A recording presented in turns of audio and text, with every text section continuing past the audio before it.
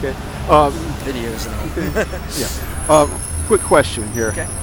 What would you tell the average Joe sitting at home right now, driving by in a car that thinks this has nothing to do with them? Well, what I would say to them is, if they don't vote, then they're probably correct. But if they're if they do exercise their right to vote, excuse me, it's very cold all day. If they are the kind that are exercising their right to vote, they should know that their vote currently does not count equally with that of the CEO of corporations like Exxon or Monsanto or any of those organizations. And that what we are trying to do is take that power back so that the power is back in the hands of the people instead of the people with the money. I'm not really missing the power because I'm comfortable. I have a nice car, I have a nice house, I got a flat screen TV. Why is everyone so worked up? Why aren't we just sitting home watching Survivor and chilling out? Well, because number one, not everybody's as fortunate as you or I are. I'm much in the same situation. I'm pretty comfortable myself, but I see a very, very urgent need to stop this to be a growing problem, because there are a lot of people that are not as well off as we are, and they are losing the ability to correct that situation. They are losing their voice. They are losing their right and ability to change things. And if this is going to be a true democracy, we need to have those people represented equally as alongside the CEO of Exxon or Monsanto or any of those other corps, like I say. There's a phenomenon that when enough people, a big enough part of society is in a dire situation, eventually it kind of comes back to me in one way or another. Like employment drops off, crime elevates, a bunch of people get sick, that sort of thing.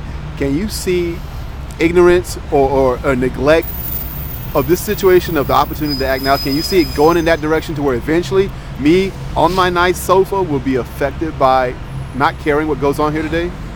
I mean, I would say there are a lot of people, already in that situation. But yeah, if this keeps escalating, we keep losing the ability to have a voice in what goes on Capitol Hill, then at some point we're all going to be on our couches wondering where our voice went. And we're going to wonder why gas prices are as high as they are and nobody's doing anything about it. We're going to be wondering why we can't grow our own food anymore and nobody can do anything about it. We're going to be wondering why nobody can afford health care or education in the country, and there's nothing that anybody can do about it because the corporations have basically locked out the ability to change any of those things. But we empowered the corporations. I mean, we pretty much set them up to be where they are now. And we don't pose a threat to them. They think that, they are of the mind that, okay, we have the money, we're fine. Why would a corporation listen to what a bunch of disgruntled people say?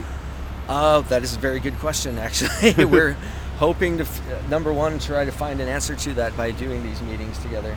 And I would say that the corporations themselves, a lot of corporations are benign. They're not actually causing the problem. But a lot of them really do have an agenda that is negatively impacting the rest of the country.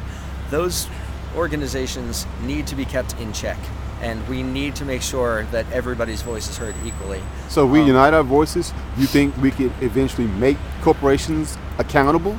I think the first thing we need to do is, one of the main talking points we have in this particular group, in DC specifically, is the overturning of the Citizens United decision, which says that these corporations have the ability to funnel unlimited amounts of money into campaign finances without any real accountability or transparency to it. Number one, we need that transparency. We need to know who is funding these decisions that are going on in the Hill. We need to limit the amount those people can contribute to campaign financing, because we need to end the idea that politics is a money-making, career lifestyle. Politics is supposed to be about representing people. And if you're not in this business to represent people, we want you off the Hill. So basically, the corporations and the politicians have this romance that's going on, and the people are not in that love triangle.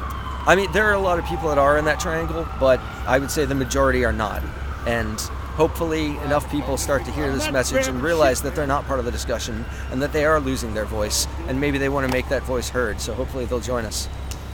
Thank you very much. That was awesome.